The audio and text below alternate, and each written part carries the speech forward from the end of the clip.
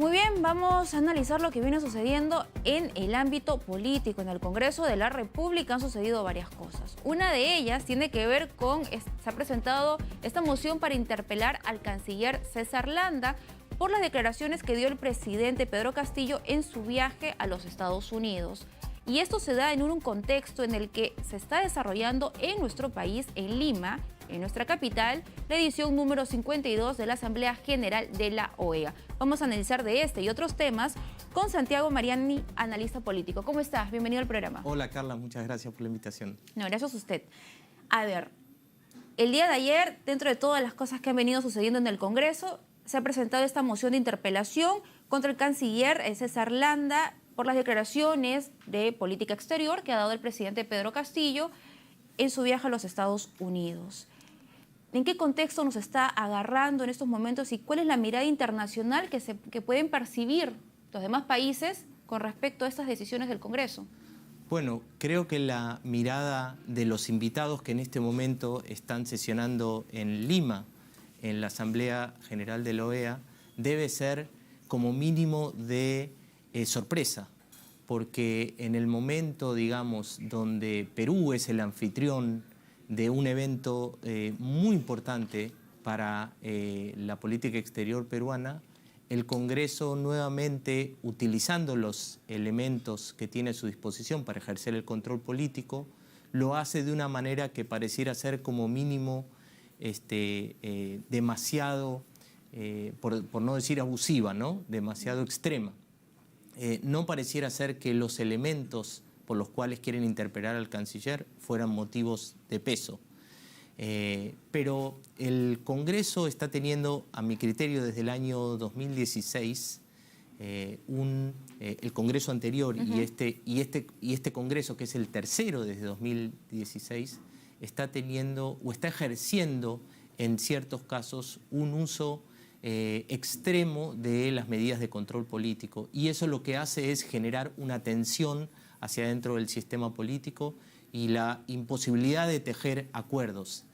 Acuerdos, por ejemplo, de los que se están tratando de tejer en la comunidad de países del hemisferio, en torno, por ejemplo, a la crisis alimentaria que ya está golpeando al Perú. Ayer el presidente conversó con el secretario de Estado de los Estados Unidos sobre este tema y el presidente está pidiendo el permiso que se le ha denegado por segunda vez de salir al exterior justamente para participar, entre otras actividades, de un foro internacional auspiciado por la FAO donde se va a tratar la crisis alimentaria. Por lo tanto, me parece que el obstruccionismo del Congreso en el impedimento de salida al presidente lo que hace es dañar no solo la imagen del Perú, sino la posibilidad de encontrar mayores recursos y apoyos de la comunidad internacional para que el Perú pueda abordar algo que ya sabemos que está ocurriendo, que es el hambre en el Perú y fruto de la coyuntura internacional difícil y que sabemos que se va a agravar justamente por los mismos informes que existen de la FAO, entre otras organizaciones. Claro, esa es la segunda vez, ¿no?, que se da, al menos en este gobierno, que a un presidente pues, le niegan el permiso 2 veces van hasta el momento.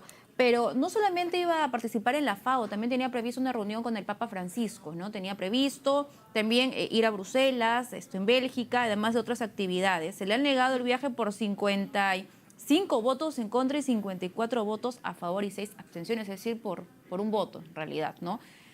Y usted me señalaba de la mirada que está teniendo el mundo con respecto a estas situaciones. Es el Congreso que está tratando de ejercer su poder.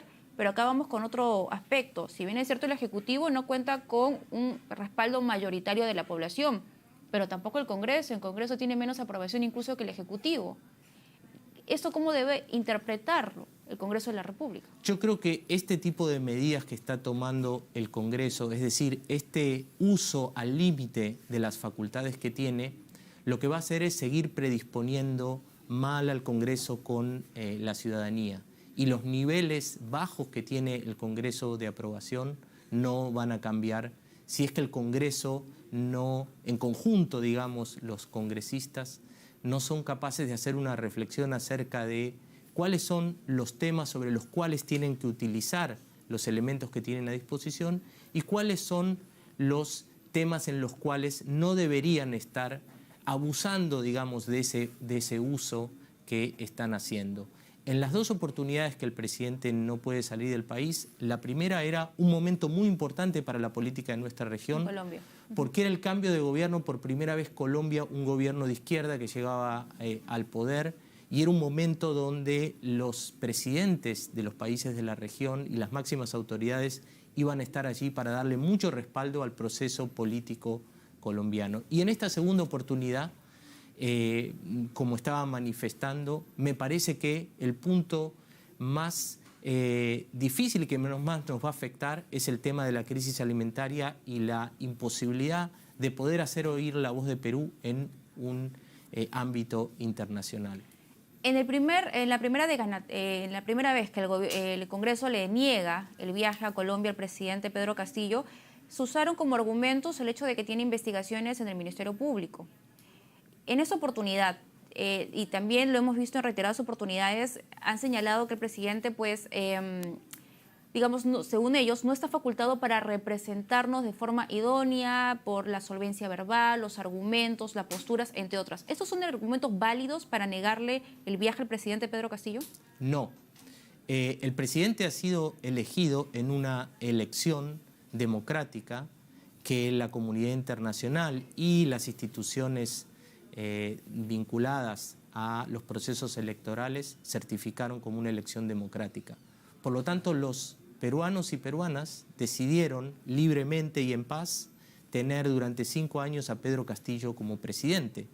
Por lo tanto, le han dado a él como presidente la facultad de llevar adelante la política exterior y representar al Perú ante el mundo. Por lo tanto, intentar digamos, desdibujar la posibilidad de que el presidente o negarle la posibilidad de que ejerza sus facultades a través de estos argumentos, son argumentos como mínimo que uno podría decir endebles y que suenan más a un revanchismo político y a otro tipo de consideraciones que no parecieran tener ningún tipo de fundamento. Con respecto a las investigaciones, tienen que continuar, la justicia tiene que seguir su proceso, pero eso no es causal de ninguna manera para que el presidente pueda viajar al exterior. Y me parece una enorme paradoja que en el momento que estamos siendo anfitriones de una Asamblea General de la OEA, el Congreso le esté negando al presidente la facultad de salir y esté tratando de interpelar al canciller. ¿Y por qué digo esto? La OEA tiene una historia muy especial con el Perú. Los peruanos no olvidan cuando en los años 90, a través del papel clave que jugó Edgardo Stein, se evitó la posibilidad de que el fujimorismo, manipulando las elecciones y haciendo un fraude, pudiera quedarse en el poder. Y fue la OEA después, en el año 2001, sesionando aquí en Lima, cuando justamente a iniciativas del Perú, y creo que el Perú debería sentirse muy orgulloso de esto, se creó y se adoptó por unanimidad un instrumento que sigue vigente, que es la Carta Democrática Interamericana, que es la carta, digamos, que mejor precisa qué debe ser una democracia y cómo debe funcionar. Y eso es producto de la experiencia que el Perú había vivido en los años 90 con un gobierno que desde el poder se dedicó a construir un gobierno autoritario, y por lo tanto la carta en sus dimensiones lo que tiene son los elementos que justamente tratan de evitar la construcción de un gobierno autoritario desde el poder. Y uno de esos elementos es justamente el gobernar democráticamente, es decir, que entre los poderes que tienen que controlarse mutuamente, que tienen que ejercer no pueden bloquearse, no pueden, ni el presidente puede cerrar el Congreso, ni el Congreso puede impedirle al presidente llevar adelante su tarea de gobierno. Entonces, tiene un simbolismo muy fuerte, y por eso me parece que la nota más importante de esta asamblea han sido las palabras del secretario general Almagro, que ha dicho: los mandatos constitucionales tienen que respetarse, la democracia tiene que dejar que discurra, y eso me parece que es un mensaje, un tiro por elevación a una oposición o a sectores de la oposición que están jugando al límite en un juego que es antidemocrático. Y a propósito que mencionas la oposición, El día de ayer también no prosperó esta moción de censura contra Digna Calle, la segunda vicepresidenta de la mesa directiva del Congreso. Algunos señalaban de que se estaba impulsando esta moción de censura como una especie de revanchismo, porque ella, además de Susel Paredes, han estado impulsando el adelanto de elecciones para poner fin a esta crisis que estamos viviendo. ¿Eso es así? ¿Consideras que es así? A ver, yo creo que si uno mira en general, lo que hay es como un uso repetitivo y que está desgastando la facultad de poder interpelar y poder... y eso viene, como trataba de explicar al principio de la entrevista, desde el año 2016 en un Congreso que, a partir de lo que se hizo con el ministro Jaime Saavedra, el ministro de Educación, que no había causales para interpelarlo y sacarlo, simplemente el Congreso, a través de las mayorías que podía formar o que eventualmente puede formar, empezó a utilizar esta herramienta como herramienta de bloqueo político hacia el gobierno. Y eso lo que termina generando es romper los consensos implícitos que se necesita en una democracia para crear una gobernabilidad que saque adelante al país. Es decir... Claro, pero en este caso en particular, acá es una especie de revanchismo interno, porque una congresista que integra la mesa directiva está impulsando el adelanto de elecciones para, digamos, resolver este ambiente crispado que tenemos entre el Ejecutivo y el Legislativo. Y es a ella, precisamente, que la quieren censurar, pero esta moción no ha prosperado. Entonces, ¿cómo queda también la oposición? Porque se ha dividido, evidentemente, debido a Digna Calle. Creo que la oposición, cuanto más utilice estas herramientas de manera incorrecta, más se va a desgastar y menos posibilidades va a tener de utilizarlas para los fines que están previstos. Porque el problema en la democracia, al final del día, es que los elementos que están a disposición pueden ser utilizados de una manera o de otra según los representantes decidan. Por lo tanto, si no se autolimitan en ese uso y llevan al extremo el juego tensando la cuerda, lo que hacen es crear una situación de bloqueo donde aparecen estos elementos que no permite que la democracia y el juego institucional discurra de una manera normal donde todos saben qué elementos hay y cómo deben ser utilizados. También entonces se puede entender de que esta división aparente, bueno, según los votos, da cuenta que sí, esta división dentro de la oposición haría pensar también de que en una eventual moción de vacancia no se contaría con los votos porque la propia oposición se encuentra dividida. El problema con la vacancia es que la estamos tratando como algo de si existen o no existen los votos para aplicarla. Así lo están utilizando los congresistas desde que se viene utilizando desde repetidas ocasiones. Y el problema con la vacancia es que es un instrumento que tiene elementos objetivos por los cuales se puede utilizar y esos elementos simplemente están atados a la posibilidad de un impedimento físico para gobernar. Por lo tanto, se ha desvirtuado en la utilización de esta, de nuevo, utilizando una herramienta que está prevista en la Constitución, pero de una manera en la cual se utiliza de una manera abusiva. Algunos colegas señalan esto como el uso abusivo de estos instrumentos o como, digamos, una perversión del uso de la vacancia para fines que no está previsto. Por lo tanto, creo yo que para asegurar una gobernabilidad que nos permita enfrentar los temas urgentes y centrales como la crisis alimentaria, lo que el juego político necesita hacer con sus representantes, tanto del Ejecutivo como del Congreso, es no llevar al extremo el juego, no utilizar las herramientas de una manera que no están previstas para ser usadas y simplemente para resolver cosas que deberían ser resueltas por otras vías. Por ejemplo, un proceso electoral. Entonces, ¿usted está a favor de un adelanto de elecciones como una salida? A mí me parece que no. Acabamos de tener un proceso electoral. Me refería a un proceso electoral en el sentido de lo que la Carta Democrática dice, que los representantes solamente pueden ser elegidos para llegar al poder y representarnos. Esa es la primera dimensión de la Carta Democrática, a través de una elección libre y transparente. Esa elección ya se produjo y lo eligió a Pedro Castillo como presidente. Y por eso me refería a la importancia de los procesos electorales. Pero yo no creo que la crisis se pueda resolver con... ¿Qué pasa si vamos ahora a una elección y a algunas personas no les gusta el resultado que se produce? ¿Vamos a ir entonces a elecciones cada 6 meses? Acabamos de tener elecciones regionales, municipales, y hemos visto que el proceso es el proceso que tenemos y los representantes que elegimos son los representantes que elegimos.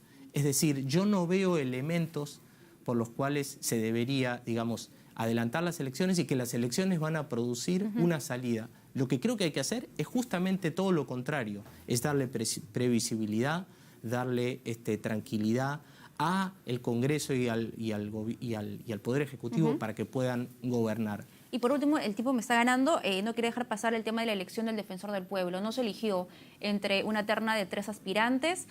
Y lo que ha señalado el presidente del Congreso es de que esta comisión especial encargada de seleccionar estos candidatos tiene 10 días para poder plantear estas nuevas propuestas.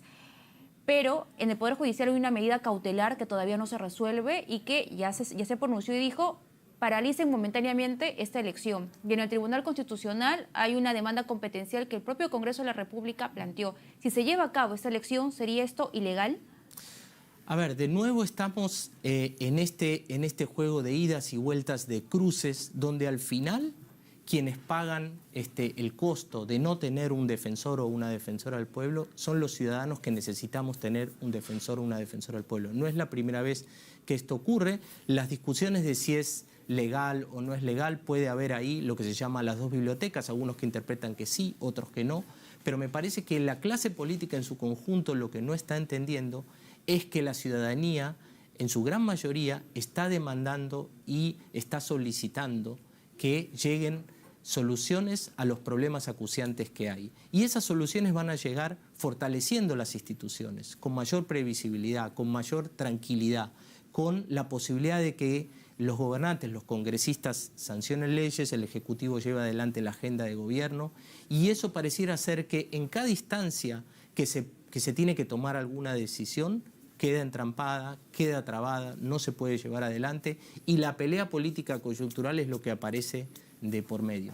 Por lo tanto, ojalá se pueda resolver pronto la elección del defensor o la defensora del pueblo, para que podamos tener en esa instancia que es tan importante a alguien al mando para que lleve adelante la agenda de lo que es la Defensoría del Pueblo, que si uno va a cualquier institución pública hoy día, en donde más se encuentra gente humilde, de sectores vulnerables, muy golpeados, es en la Defensoría del Pueblo. Quiere decir que la Defensoría del Pueblo probablemente sea la institución pública que mayor credibilidad tiene frente a los peruanos que están en una situación más dramática hoy día. Muchas gracias, muy amable. Gracias, ha sido con nosotros Santiago Mariani, dándonos, digamos, luces sobre lo que viene sucediendo en esa coyuntura política. Momento de irnos.